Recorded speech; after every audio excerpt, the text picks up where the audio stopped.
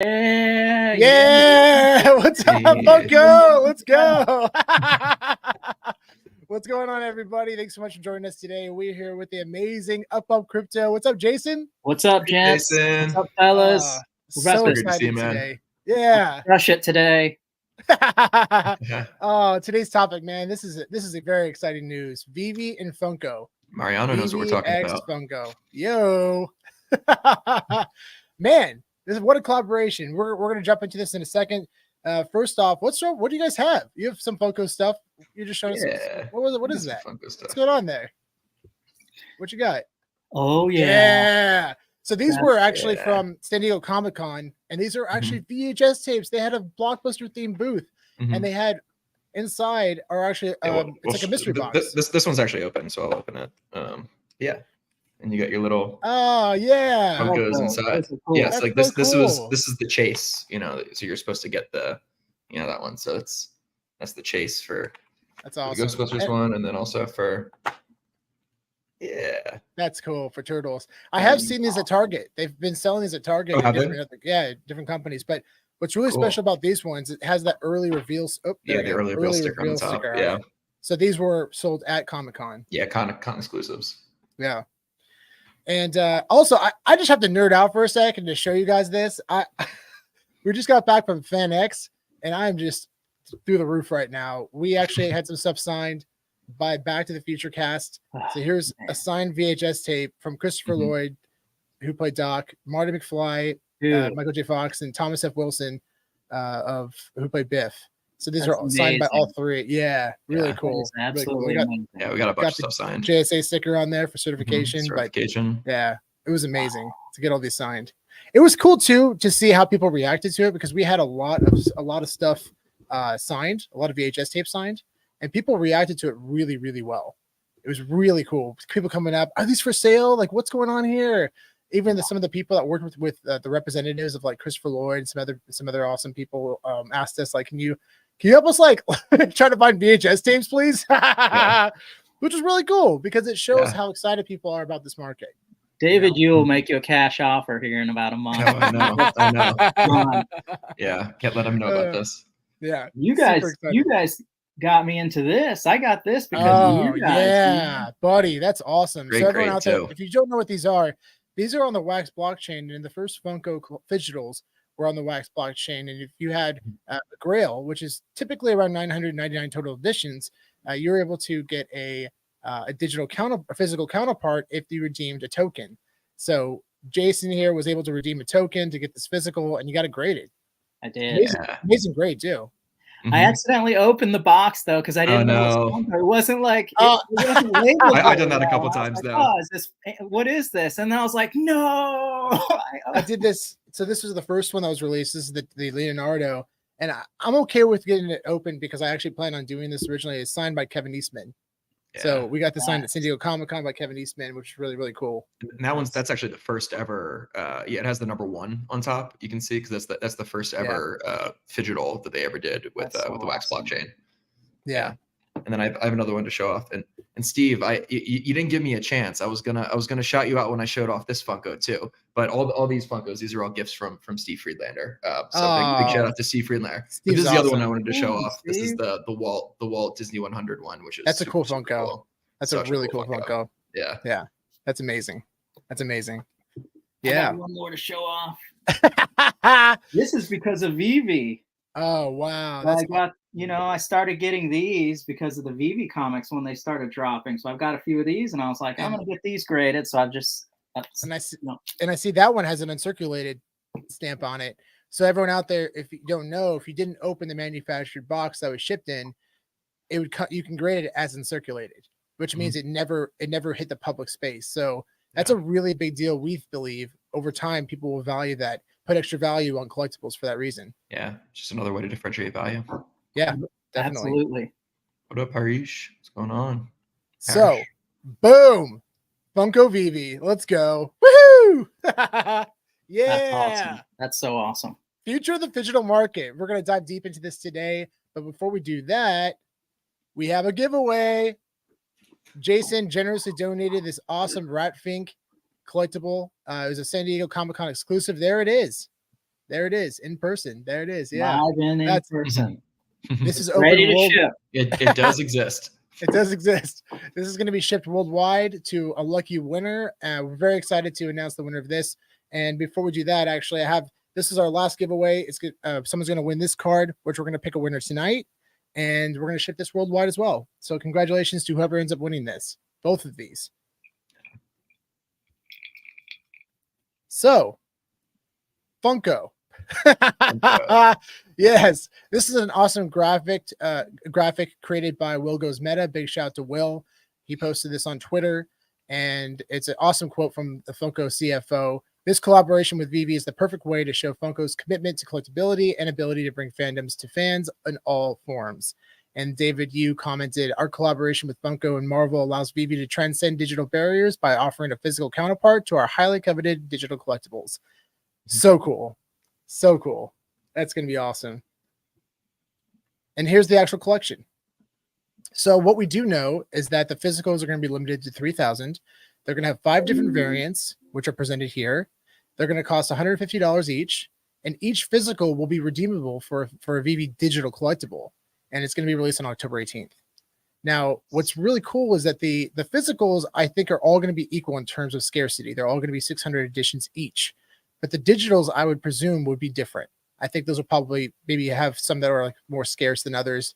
The typical VeVe format, you have a secret rare, you have an uncommon. So I anticipate probably that gold will probably be secret rare. What do you guys think? I probably, but I mean, I feel like they're probably just going to redeem 1-to-1. Like I imagine that if you get the gold one, then you'll get the gold one on VeVe too. Like I don't think they would give you a different one.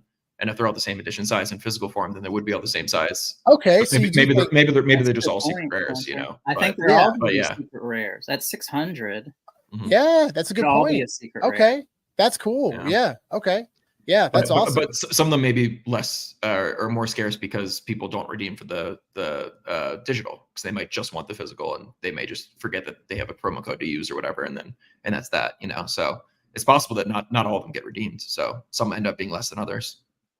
Did you guys all set a reminder for the drop and all that when they go for sale? Mm-hmm. Yeah, definitely. It's on the calendar. What are you guys' strategies? Are you going to go for one? Are you going to go for multiple? What are your guys' thoughts on that? It's tough. I think I'll probably go for one. I don't know. $150 is pretty steep for a Funko. I mean, especially like compared to some of the other stuff that was done on wax. Like it's definitely a high price point, and I think they're setting it there because they know that they'll be able to sell it there. Like there's enough people that are going to want to buy it for that. But yeah, it seems high. Like I think it seems like it's the drop is more like dedicated to the VeVe community and less dedicated to like the wider Funko community. Because I feel like, I don't know, I could be wrong, but like I don't think they normally sell Funkos for that much. No, they don't. But I'm going to come at you at a different angle, Spencer. Okay. Let's hear it, Jason. So I'm going to try to. I think they'll probably be limited. I'm not sure. I bet they're like 2 per account or something like that. So if there is a limit, I'm going to try to get the max. And here's why.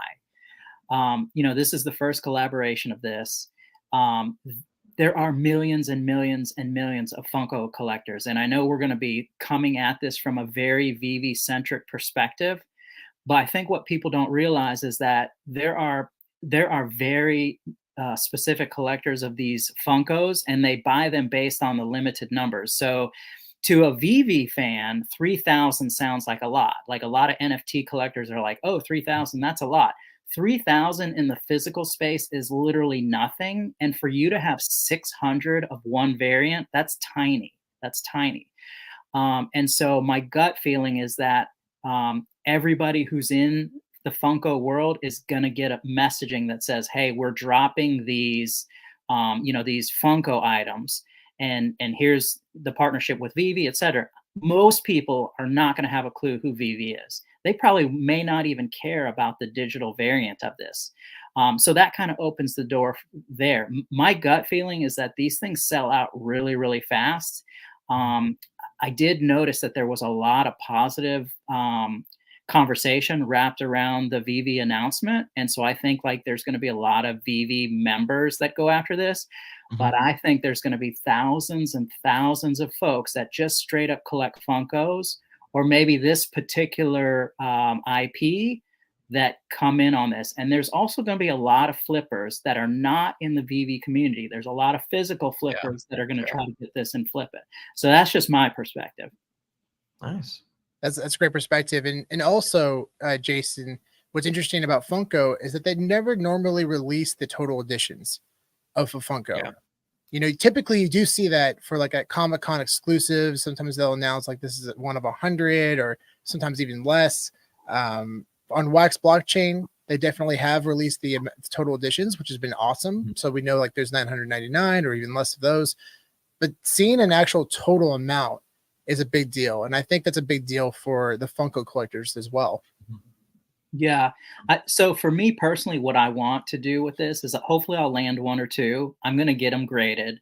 And the reason that I'm going to get these graded is because it is very limited. From a physical numbers perspective, it's extremely limited. And it's the first collaboration of this kind between VeVe and Funko. And I think that both these organizations, you know, the sky's the limit. And so there's, you know, upward trajectory in both organizations. So I think long term, you know, if you just break the numbers down, you're like, hey, you know, what would one of these sell for in the VeVe platform? Like worst case, it's $50. And then, you know, what could this potentially be worth, you know, on the secondary market from a physical perspective? In my estimation, more than what I pay for it. So, yeah. Also, I'm sure it's going to be a long-term partnership, like you were saying. So, you know, they release 30, 40, 50 of these drops. You know, the first one is always going to be the most valuable. So, yeah, this is a really special collaboration. I know they're going to go out with a bang with the party happening in Times Square that was announced.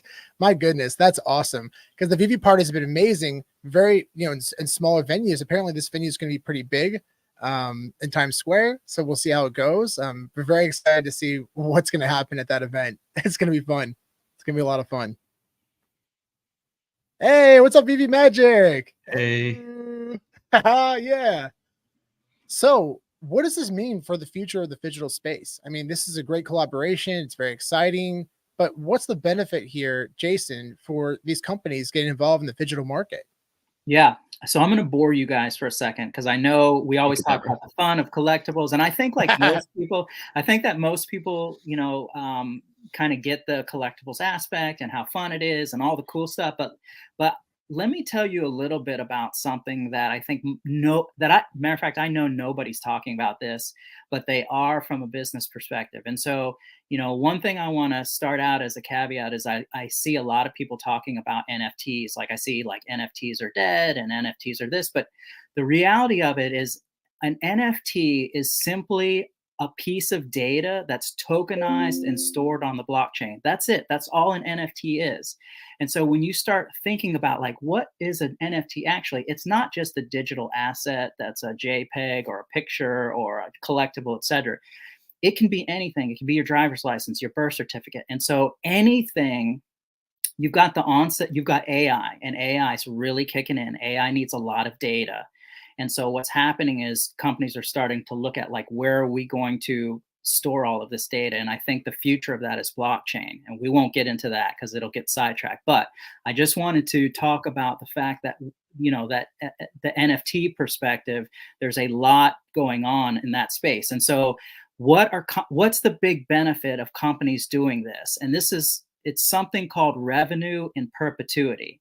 And I'm going to give you a really simple example. Coca-Cola has been around for 100 years. They have merchandise that they've pumped out to the masses for 100 years. How much money do they make on that merchandise from 50 years ago, 60 years ago, 70 years ago, or 20 years ago? They don't. They don't. So this provides companies an avenue to acquire a brand new revenue stream.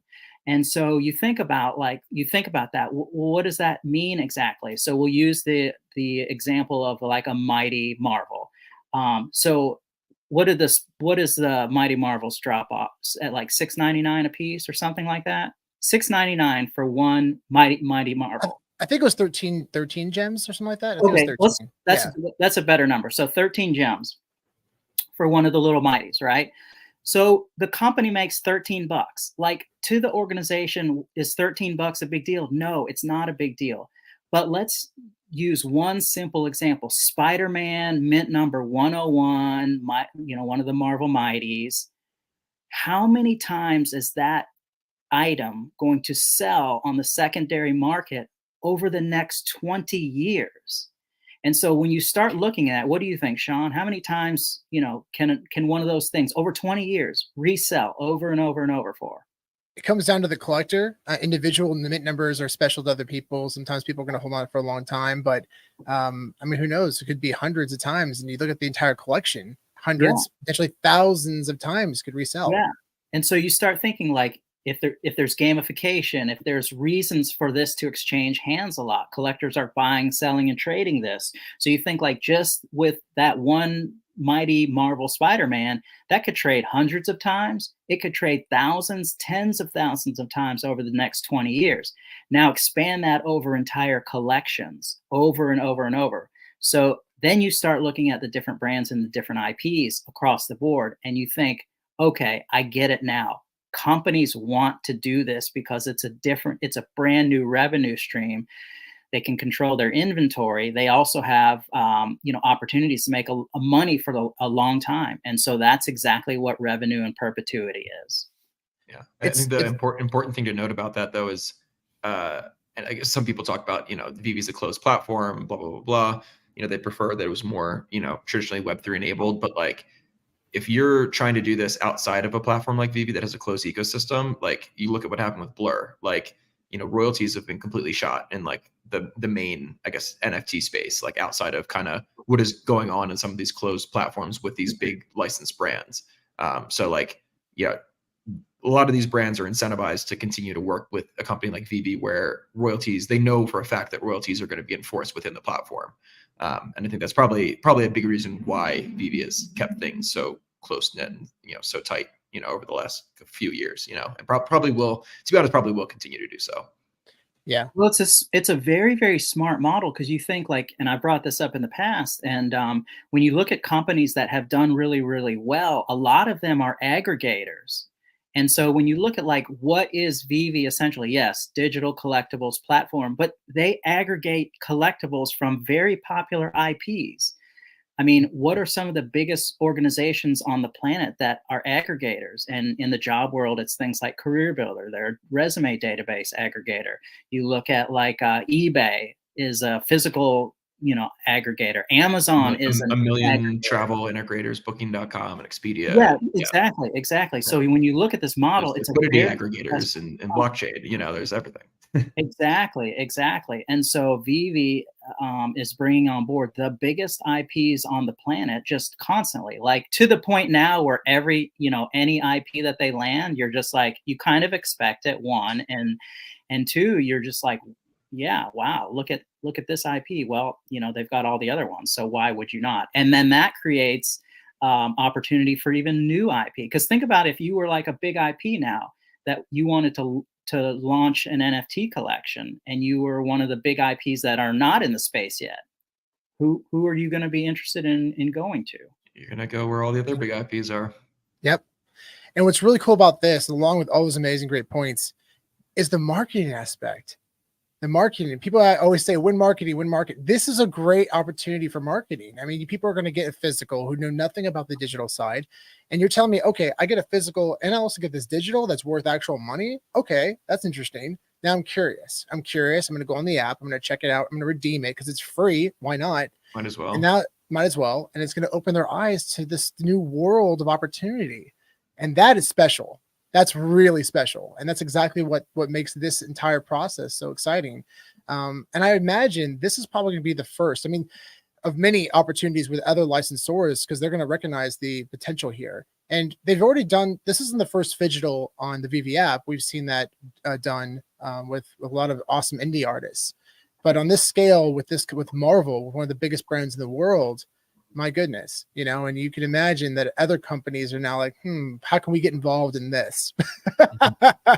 Totally. Marvel's dropping Phygitals with Funko.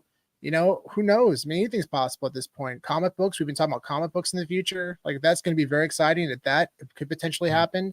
Who knows? Yeah. The sky's the limit. And I think this is the beginning of something very, very special very special, guys. It is. And I just want to add this point. So like the benefit is all of us. So the benefit is to VeVe, the benefit is to Funko, and the benefit is to you and me. It's literally everybody is benefiting. VeVe is bringing on high IP brands, sharing in revenue in perpetuity forever. Funko, this is a brand new revenue stream. That's not just a, hey, I've got to create something and now I have to sell it to you. It's a, once I sell it to you and get it in the marketplace, I'm going to have revenue in perpetuity for as long as this technology exists. And if you don't think that it's going to just increase like crazy when all the AR glasses and smart glasses start dropping, I would do some research there and due diligence there. And then it benefits you and I because, you know, we're buying something now that has additional, could have potential additional value tied to these items. And so, you know, if you look at the traditional physical collectible space, unless they manufacture some really high level artificial low numbers to go buy a physical item, you know, when you buy, generally speaking, if you buy a toy or something, it takes a long time for that toy to become valuable. It's got to, you know, you're talking about decades for something to become rare and valuable. Whereas this completely changes, kind of changes the way that works. And so it provides opportunity, you know, whether you're a flipper and you know, some people are flippers and that's great. This allows you to be a flipper. If you're a collector, this allows you to be a collector. You can do all of the above. And so it's literally a win-win. You can even be both. You can collect one of them and sell the other one, you know? Exactly. And also on top of all of that, the biggest thing is accessibility. You know, because physicals, there's a huge barrier to entry. We've talked about this many times on the podcast. People will send things around the world, and there's a lot of complications that come with that. I've personally experienced it, and it's awful. It's terrible. You know, I had a friend that had a bunch of Pokemon cards shipped to me, and he lives in England, and I shipped it out to him. And it's been a 6-month process trying to get him these cards. 6 months, guys. That's crazy.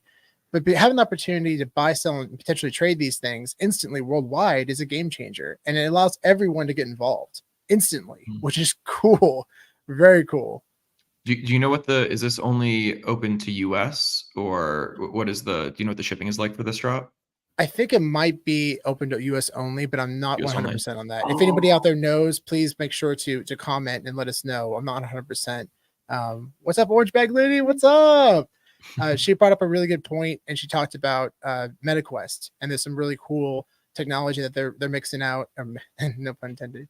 But yeah, it's really cool. Actually, a friend of mine sent over something related to Lego, and it showed a type of experience related to Lego, and I can only imagine being able to build Lego sets in AR is going to be a massive deal. I mean, I've seen a lot of TikTok videos and Instagram videos of people with massive collections of Lego sets, and you only have a certain amount of space to put these things, you know, and US only, so it is US only. Thank you for everyone helping us out with that.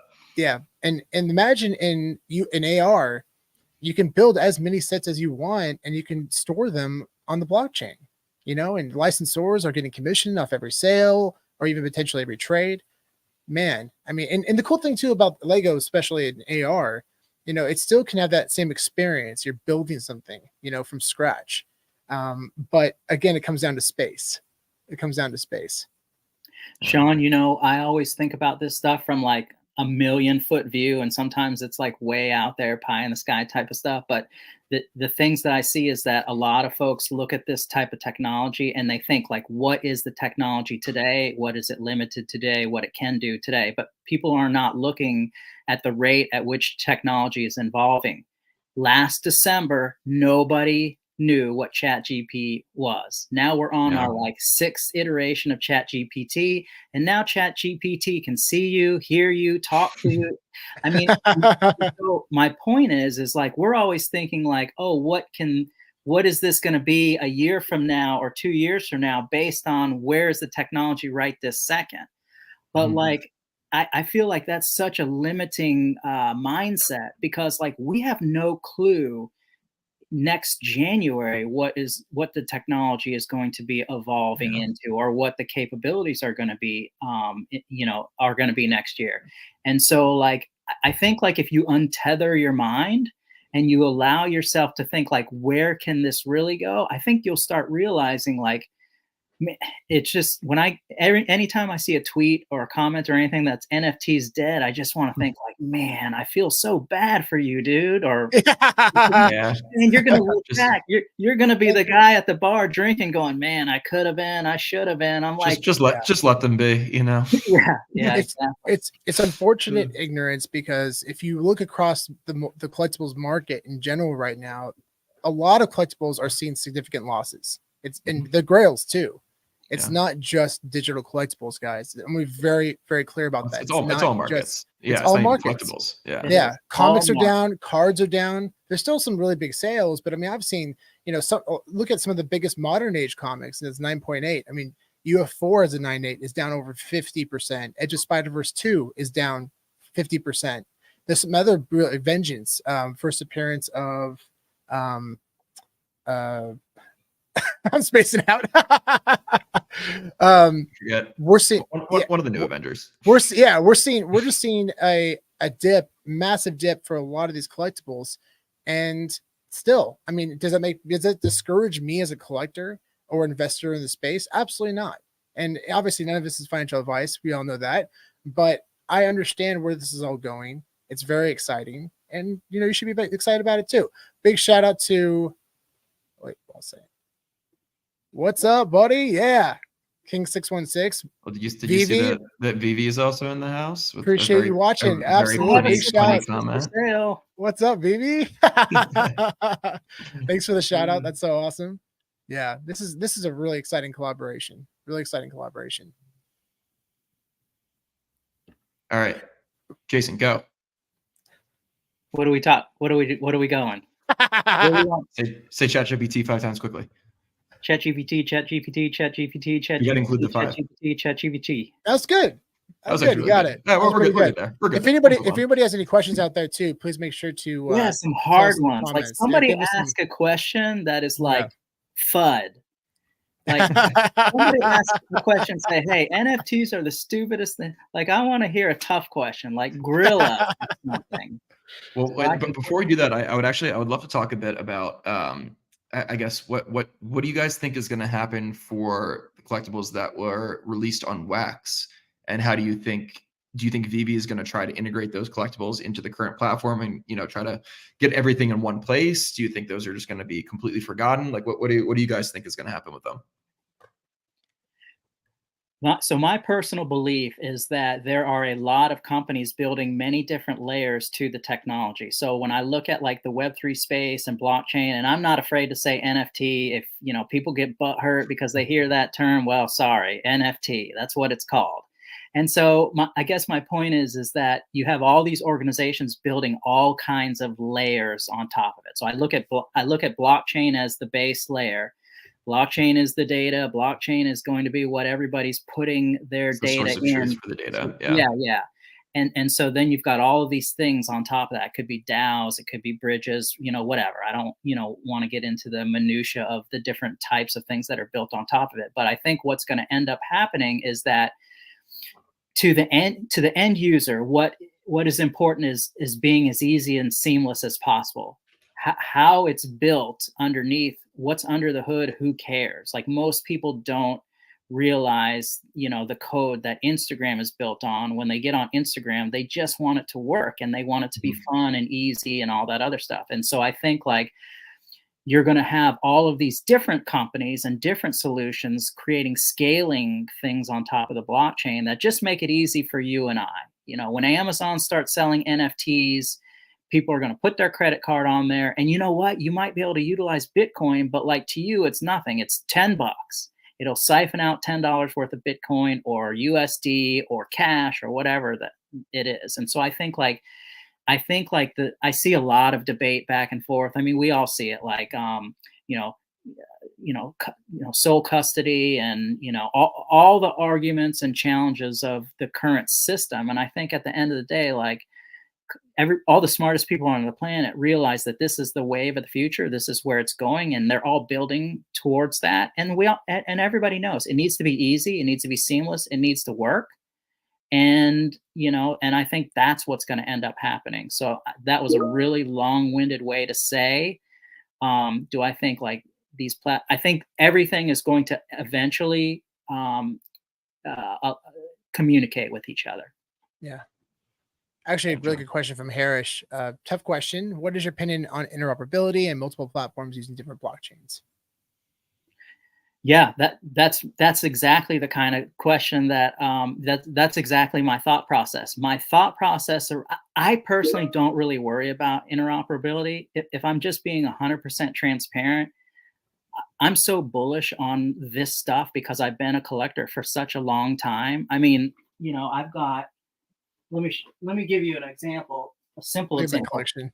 Like this video game here, this NES Back to the Future. I mean, it's pretty valuable, but like I bought it for $25. And back in the day, it was like $45 or $50 to get graded. So like when people are like, oh, video games are down or collectibles are down, they're down, but it depends on like it's down relative to the last bull cycle, basically. Yeah. And it's down based on your individual perspective. To me, this isn't down. This thing's like way the hell up because I spent $25 on it.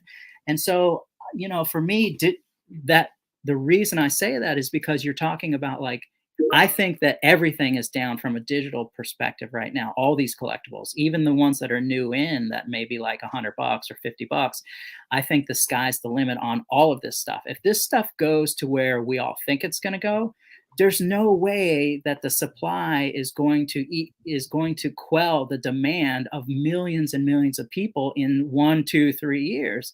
And so what does that mean? Like, who cares if it's interoperable? I don't care. I'm not going to do anything with it tomorrow or next week or next month anyways. Like, I'm going to do, like, I'll show you stuff. I've got boxes and boxes of stuff where I've just dumped collectibles in there. And I'm like, okay, well, I'll look at it in 5 years from now. It's the same with this stuff. And so that stuff doesn't matter to me. What matters to me is smart people doing something? Is this a technology of the future? Is this where everything is going? And the answer for me is a 100% yes, yes, yes. Nobody's stopping technology. Nobody's stopping Web3, blockchain, digital, whatever. All that stuff is going to continue to push forward, and it's going to be big. And so, yeah, so no, I don't care about interoperability or any of that, because what's going to happen is in the future, everything is going to be interoperable, and it will specifically will VeVe build out that interoperability? Maybe. I don't know. They may not. You know why? Because Mr. Interoperable might have built another solution that basically wraps up all these things in a nice little bow and presents it to the consumer and buys it. And trust me, they are. And that's what they're doing, and that's what they're building towards. I actually do think interoperability is pretty important, because I think it's really important for, you know, collectors or just, you know, us as consumers to have choices when it comes to the marketplaces that we deal with. And, you know, interoperability allows us to, you know, bridge your assets to different chains. If there's a marketplace over there that you think makes more sense for you to sell your item than, you know, just being stuck within one centralized platform. So I think it is actually really important. I don't know if it's necessarily happening anytime soon. But like, I think as like the bridging technology becomes more efficient and it doesn't cost nearly as much money to move assets between chains, which I think we're still a little far ways away from. But once that whole process becomes a little more efficient, there's no reason why you wouldn't be able to just bridge an asset from Mutable X over to mainnet Ethereum or over to Polygon, or, you know, and any other, you know, EVM compatible chain, and in the future, even non-EVM compatible chains as well. But I think it's important for consumers for us to have multiple choices in the marketplace that we deal with. So I hope to see it at least someday. Let me rephrase. I agree with 100% what you said, and you actually said it correctly. The caveat is, in the future, we won't be having the conversation, is it interoperable or is it not? It's just, that'll be the state of affairs, I guess, is my point. Yeah. Now, the real question is, will the licensed stores still obtain those commission sales if they're taking off the VeVe app? And that's something that, Spencer, you mentioned earlier. And I think that's probably a big concern for a lot of these big companies. Yeah, well, if there's risk that they're going to lose revenue by, you know, something being moved elsewhere, it's not going to happen. You know, it's like, I think there will be interoperability, but only between other platforms or other blockchains where they actually can enforce those royalties. Right. Like Immutable X is cool because you can actually enforce those on chain. Whereas like Ethereum mainnet, like that's not really possible, which is why you've had all these issues with Blur and the creator royalties getting axed and all that. But yeah, I think yeah, they're definitely thinking about those things. It's yeah. yeah, I mean, if there's a risk that they're going to lose revenue or that their licensors are going to risk losing revenue, then they're not going to do it. Like imagine somebody putting 200 waltz on a cold storage, and then that cold storage either somehow just disappears, or could you imagine that? How insane that would be? Those are definitely probably conversations that they are having and trying to figure out the best solution. But yeah, I mean, I think that's a huge concern. Yeah, something like that though, I feel like is not as much of a risk though, because it's like, I mean, let somebody say somebody does lose 200 waltz. I mean, then the rest of the waltz go up in value because they're now more scarce, and that means probably just as much revenue because now you're getting you're getting the same percentage, but the same percentage of a higher sale because these things have become more scarce and more valuable. So like that's a good point. That may not be as much of a concern, but I think the bigger concern is if they are going to be traded on a secondary market, they want to make sure that they're getting their cut from it. Right. Yeah. Well, I think that one of the things we'll see is more decentralization. So a lot more DAOs will be created to kind of help with this. And I think we'll see a lot more advanced smart contracts in place regarding that.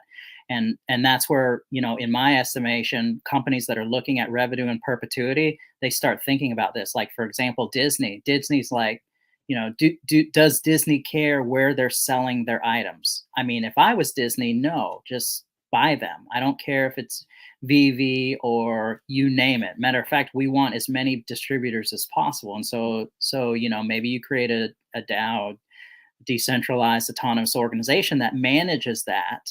And I think as technology gets better, I would think that that's probably where they move towards, because that would help alleviate some of those issues regarding that. And I do want to touch on one thing, Spencer, that you were talking about as, if collectibles are lost, a lot of folks talk about the physical space, and like over time you lose collectibles to time, essentially. Yeah. They're destroyed, they're thrown away, etc. There is going to be loss in the digital collectible space too. There are going to be people that pass away. There are going to be people that lose their items for random reasons. They may say, hey, I want this to be interoperable, and then they might accidentally send their Bored Ape yacht to a Polygon address on Coinbase, and oops, it's gone. So there's going to be some degradation in the numbers over time, and so that'll also kind of bring the value of some of this stuff up as well. And that leads to my I know a lot of people debate me on this, and because most people are like, oh, the numbers are too high, they release too many of these. They maybe in this exact instance the number might be too high, but it's not. Yeah. Big shout out to Harris. Thanks, buddy. Appreciate that. Man. Appreciate you. Thank you. We'll definitely spend it on some beers. We'll definitely put it towards beer. We can do that. That should be a problem. It's interesting because we actually see that on the digital side as well. I mean, we actually witnessed was Miles Morales secret rare that was burned during the gauntlet. Oops. Crafting. Mm-hmm. Can you believe? Like what? What was that? A super wealthy individual? An accident? Any ruins? It had to have been an accident. I would imagine. I hope it was at least an accident. Yeah, but that's one less. I mean, there's only a couple hundred of those, and that was. There's one less in circulation. Crazy to think about. Yeah. And I would anticipate there's going to be more crafting in the future. A lot more crafting happening. Really fun opportunity for comics. Yeah. I was talking to Joe yesterday on all of the stuff in the VeVe platform. Big shout out to Joe Morelli. Yeah. We have Joe and I were talking about VeVe probably has a million things up their sleeve. Like, I know we always talk on the side about this would be cool and that would be cool, and what about this and what about that? But the reality of it is they're also talking about it too. We know, NBA Top Shot, they burn their collectibles. There's merging. There's all kinds of iterations of doing things. I know people are, think that just because it's on the blockchain, it can't change or whatever. But there's things that you're going to be able to do, maybe add stuff, maybe, who knows, things that I don't know. I'm just speculating and guessing. But there's going to be all kinds of cool things that can happen with this. And I think, like, if you can think it, I think we're at a point in our evolution of technology. Like, if you can think it, man, I think it can be done at some point. It's going to happen.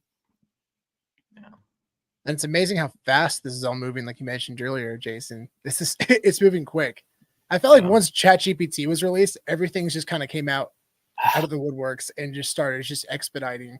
And I'm not saying that ChatGPT was the reason for that, but I think that really opened people's eyes to this technology. I mean, just AI in general. But now we're seeing, after the Apple Vision Pro release, oh man, that's going to be special. That's going to be special. You have to think, like, AI requires, well, it doesn't just require, but AI is going to suck up more data than you can imagine. Like, I don't think that any human being could fathom how fast and how quick AI can soak up data. And so you're like, where are we going to get this data from? It's going to be on blockchain. It's going to be, because you're like, well, we have databases here and there, and we've got these companies that have that. AI can suck up that data probably instantly. So and so you've got to have something that can house the data. And so AI is going to keep advancing, and it's going to it's going to cause, like, Web3 and blockchain to expand much faster and quicker than we think. And we're not even to the point of AR yet. We haven't got to that space. Like, I'm not able to look into a pair of AR glasses right now and interact with AI yet, but we will next year. And so think about all of that. I'm telling you, all this stuff is, and I'm actually super bullish on NFT digital collectibles. So if you're a digital collectible on the NFT, building on blockchain, then I'm bullish on that. But I'll be honest, I do not buy anything digital that is not on blockchain, because because it's like, what's the benefit for me? Yeah, what's the point? Yeah. So, yeah. But it goes from literally 0 to 100 on a scale of 1. On a scale of 0 to 100, I'm like 10,000 on bullish on this. And it's not because, like, I think, like, this NFT, I bought it today for $50 and it's going to be $200 in the future. That's not why I'm bullish. I'm bullish on it because, like, I know that I'm going to be able to put these AR glasses and have all these cool assets, and these worlds are going to open up to us like we wouldn't believe. And it's going to be the space is going to be us as we interact with each other, and on a like a personal level, and then also through work, like what you do through your job and work. There's going to be a lot of collaboration through that too. And so this stuff is just going to all, like, the whole, people say, oh, rising tide lifts all boats. Like, man, the lift is going to be just ridiculous. Yeah. And it's exciting too. Jason, yeah. Oh, sorry. I was going to say, Jason, I know you were asking for hard questions, so I wanted to make sure you got this hardball here. Magic. Let's see. So the question is, would you buy a David Yu Funko if they made one for the public? I think David posted a photo of him. Apparently Funko made one for him. Holding his Funko, yeah. I would 100% would, and I would do everything I can to get it signed by him too. Totally. Like, that's a cool piece. Yeah. I'm obsessed with giveaways, so immediately I'm like, I'll keep one for myself and one for a giveaway. But that's awesome. That'd be really fun to own that. Yeah, I would love to get one. Cool. Man, I would too. I would get it graded. I would do everything I could to do it. I mean, think about, like, look, I'm not trying to compare, but think about these legendary company owners like a Steve Jobs. We may be, we're at the precipice of new technology. Like, where is this going? Like, there are a lot of very, very wealthy, smart individuals on this planet that, when you listen to them speak, they are talking about, this is the next iteration of mankind. This is like, we just invented the railroad system. We just invented, name your favorite iteration of mankind. And so a lot of talk is wrapped around this, and we just happen to be living in it. So we're like, whatever. And there's a lot of people that are maybe scared or maybe nervous or maybe don't understand it. But the reality is, mankind is about to level up, like, significantly. And it's going to be really crazy because of the capabilities of machine learning. And so, you know, David and the rest of the VeVe team is creating this really cool, fun thing that right now we're like buying things in an app, but I don't think that's the vision anymore. The vision is not, I mean, I'm not speaking for VeVe, I'm just speculating here, but to me, the vision is not, hey, I'm buying this collectible in an app, and you know, maybe some people hold it and some people flip it. No, the vision has to be now the next iteration, which, you know, metaverse or whatever you want to call it. But I think the metaverse is going to evolve like you wouldn't believe as well. And then the other thing is people are, you know, the realization is the metaverse is you're valuable in the metaverse. You know, you individually are going to be extremely valuable because all these companies and brands and IPs are going to be jockeying for your attention and your time, and that equals money. And so when you look at where this is going, it could, I mean, there's just a million directions it could go. And they're going to be marketing directly to you based on what you own. they'll be able to see your collection and be like, oh, this guy loves Iron Man. We're going to send him all the Iron Man ads. You're like, wait a minute, all these free Iron Man drops. Now, so are you guys concerned that if they start doing everything Phygital related, that's going to potentially saturate the market? In what way? Like everything Phygital related, like will it saturate the digital side or the physical side? Just all the above. I'm just curious. I'm just talking out loud here. But do you think there's a potential that it could saturate the market if there's just too much out there?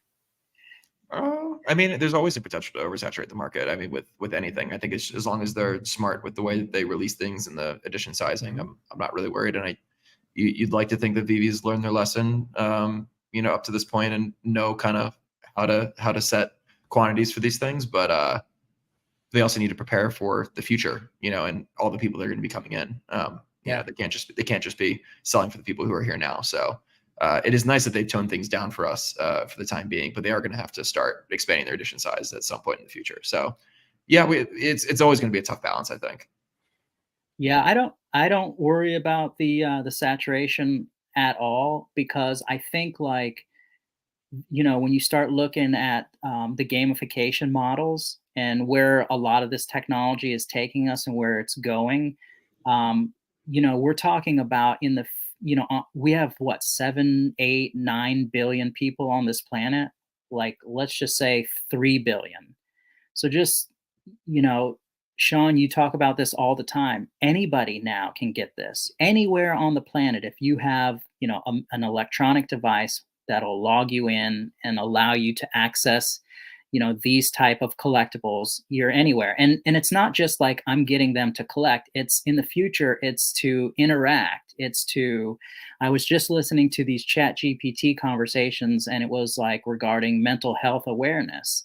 And so there's so many things that are happening that you'll be able to interact with from a technology perspective. I don't, you know, if they drop 100,000 Iron Man, you know, is that a lot? Well, for today, yeah. Like if they dropped 100,000 Iron Mans, you know, maybe only 3,000 of them sell. You know, supply and demand will permeate this, you know, this drop. But at the end of the day, like, is 100,000? Let's use Spider-Man. We talk about it all the time. Spider-Man. Look how popular Spider-Man is. Is 100,000 Spider-Mans enough to quell the demand when everybody's using AR in the future? Yeah.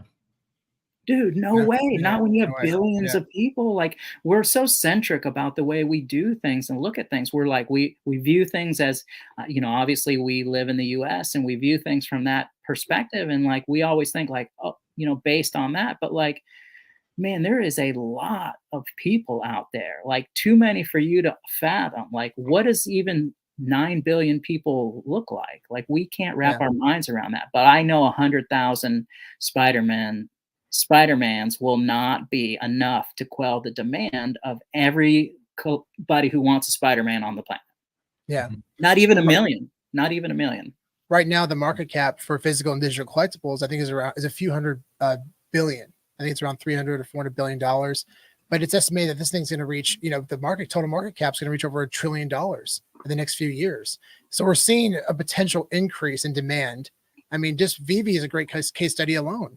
we've seen thousands of new core collectors, like people who are obsessed with digital collectibles that were never collectors before until they got on the VeVe app, and now they're buying physicals, they're buying digitals. And I anticipate this phenomenon is going to only grow over time. People are going to be more excited about this, and because of accessibility. And that's what really excited me from the very beginning. And also just the way you can display these in AR. I mean, we only have limited real estate in our houses, but now we can, trade things out and display them, rent them. There's just so much opportunity here for the consumer, but also for the licensors. And that's the win, right? It's a win for everyone. Dude, I'm telling you, you want to see the VeVe stores clean out? You want to see any NFT that can be viewed through AR start cleaning house? When AR glasses start dropping and people are like looking at these and interacting each other with, their digital collectibles through AR, dude, people are they're not going to care that it's $50 and it's on the market. They're just going to boom. They're going to buy. Floors are going to start clearing out. It's just how it's going to be, because people are going to, be interested in this and do this. And then, so let's just say you don't know about VeVe, and you get look, it's not only VeVe people are going to be buying AR glasses, non-NFT, non-Web3 people are going to be buying these AR glasses and going, I need some content. Okay, well, what's the best provider of content there? You don't think VeVe is going to be positioned to garner that audience? Of course they are. Like, they've been building all their assets in AR for think about it. Oh, so they're going to be like looking on there. Wait a minute, Spider-Man, Iron Man, Captain America. We got like artwork. We've got like, wow, what is this? And you're going to get a new user. Like, okay, I'll buy $20 here, and you know what it's like on VeVe. You spend $20 here, then you're like, what's this drop? What's that? Like, I want this. Like, I need this, and then it's just So it's gonna be fun times ahead. Yeah. And another thing too is and I love this comment by VeVe Collectibles. Actually, I want to go back to Mr. 616, his comment earlier. But think about the credibility a collectible has with its certificate of authenticity. The tokenization of your digitals gives them indestructible and immutable certificates of authentication forever. I mean, that's a great point. I mean, even these comic books, like Marvel Comics #1, there's probably less than 100 total editions that exist today. I would say it's probably very likely. And if those somehow disappeared, being alive on the blockchain, it future proofs the product that people can still own this thing worldwide. That's a really big deal. That doesn't seem like a big deal right now, but I think over the next, 100 years, that's going to be a really big deal. And who knows where these things can go at that point, Sean, that is the other side of the coin from the revenue and perpetuity conversation. You're like, okay, companies, revenue and perpetuity. I get it. Like, what is the benefit for you and I? The benefit for you and I is that all of these items that are collectibles, and some of them are super high end. Like, am I nervous to spend $1 million on a Rolex? Yeah, you're damn straight I am. And the reason I am is because, like, I can't authenticate that Rolex. But if Rolex authenticates that Rolex on the blockchain, I'm cool with that. No, not even question it. Yeah. And so that point is the other side of the revenue and perpetuity argument. And you're going to start seeing all of these companies. It's called Web3 as a service. You're going to see all of these brands and companies start moving into this, Ray-Ban, just anything you can think of. They're going to start moving, and it's because of those two reasons: authentication, authenticity, and revenue and perpetuity. Yeah, and the other side of that too is that I was gonna say the other side of that too is that, like, these companies are now also incentivized to create experiences around these collectibles and to basically do whatever they can to create as much market velocity as they can with these, because the more that these things trade, the more money they're going to be making. So they now have the incentive to create these cool experiences so that people want these more and to increase the demand for them. Dude, case in point, going to the VeVe party by purchasing this, collectible on the app. I mean, yeah, of course, like 100%. And King 616 asks, I wonder how these Phygital collectibles can tie to grading companies like CGC and others. And that's a great question. And we're actually already seeing that with CGC. They've already gotten involved with it with a publishing company named Encode. and they've Yeah, already Inco graphics. and Code Graphics. Spencer knows more about this, but they've basically implemented NFC chips into the CGC cases. Spencer, do you know, want to provide more information on that? Yeah. I mean, it's basically what. They did a release where the physical comic was encapsulated in a CGC case and then connected to the NFT, which had an NFC chip inside the actual grading case, so you could connect the two and basically prove that the two are linked and all that. Inco graphics, really awesome. That's really cool. Yeah, authenticity is a big deal. We're gonna have Inco graphics actually on the podcast pretty soon, so we'll do a deeper dive on them at some point in the future. Definitely. Yeah, authenticity is everything. I mean, especially in the physical space. I mean, it's tough right now, especially for for us at VHS tapes. You got to really pay attention to what you're buying because people buy reseals and buy fakes, and it's so unfortunate, and it happens. And it gets missed. Sometimes it gets missed or overlooked, especially when you're spending a lot of money. People get burned, and I would have a bad taste in my mouth if I bought something that I thought was real and it ended up not being real. That is a huge shame, and that's a big reason why we started this podcast. Was we want to help educate everyone on this IP, on these collectibles, to help create the best opportunity for success. That's really what it comes down to with comics and crypto. But it's very exciting to see these companies start to understand the significance of the digital collectible side and see the importance and the opportunity to market these things worldwide. It's going to be exciting future, guys. We're really excited for this future. Oh man. Thanks, Doc. We love you. The cool thing is there's so many amazing IPs that everybody's just waiting for. I mean, pick your favorite IP that's not in the space yet. Wow. I mean, I'm not sure why, they're waiting. Maybe they want to, let the technology build out a little bit more. Or they're working on their own things. On their own things. But man, I mean, talk about some mass adoption type opportunities that are still out there. Yeah, I mean, like just an example for the Satoshiverse, which is one of the companies that I work with. We had we do these weekly Web3 gaming Twitter spaces, and probably a month or two ago, we had this guy on the space who's an advisor for basically on game economy for all of the big Japanese game publishers, and he was basically like, Bandai Namco and Square Enix and all these huge Japanese game publishers. Like he's like, there's like 20 games in development right now that have not been publicized that nobody has even heard of yet. Like this stuff is coming and they're all Web3 enabled. So we're going to start to see a lot of these big IPs, especially a lot of these big Japanese IPs come through. And I think, in a very big way, probably over the next 6 months to, a year or 2 years. Yeah, and they're going to garner your attention. I was talking to another buddy of mine about GTA 6. The one, it looks amazing, and two, the rumors are it's, if they reward you in crypto, look at how many folks play it now, and they're not financially rewarded. Now imagine a game like a GTA or any of these big IP games come in and they're rewarding you for your time financially. It's going to get nutty out there. Yeah, definitely. I mean, we saw the madness over at the Van Gogh Museum. I don't know if you guys have seen videos. They released the Pokemon collectibles, and people came in.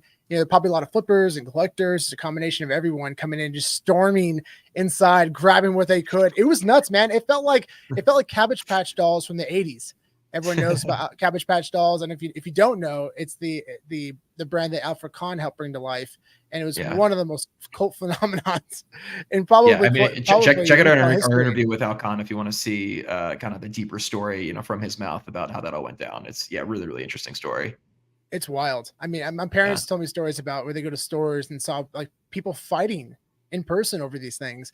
You have people who at the cash register jumping on the tables with bats and get away from me. That's nuts. But people are excited about this stuff. People are excited about that. And I think they're going to be very excited about this stuff. It's going to be virtual, but it's the same kind of feeling in that need to get these things, and man, it's so exciting, dude. We've been involved in this space for over 2 years now. And I am more excited about it now than I was 2 years ago. And that says a lot. I think that says a lot because we eat, drink, breathe this space every day. The collectible space in general, the physical and digital collectible space. But, referring to the digital side, it's only been about a couple of years, and I'm more excited now than I was. Well, I'll say I've been around the digital collectible space since 2018, and I'm still just as excited. So, yeah. One of the things I recommend, anyone listening to this to do is, if you really want to get an additional viewpoint on all of this stuff, get on LinkedIn and start looking at what these companies and what these organizations are doing in the Web3 space, because a lot of the things that I hear and see are on LinkedIn. I don't see them on Twitter. I don't, none of this stuff. And so you really see what companies are really building and what they're doing. And it is an absolute eye opener, some of the stuff that's happening out there. And a lot of that stuff is just companies building things on blockchain that don't have anything to do with tokens or don't have anything to do with anything that you could speculate on. It's just really incredible technology that's going to, push the world forward. So, yeah. Yeah, definitely. And everyone out there, if you don't know already, we know Steve likes his LinkedIn. Sorry.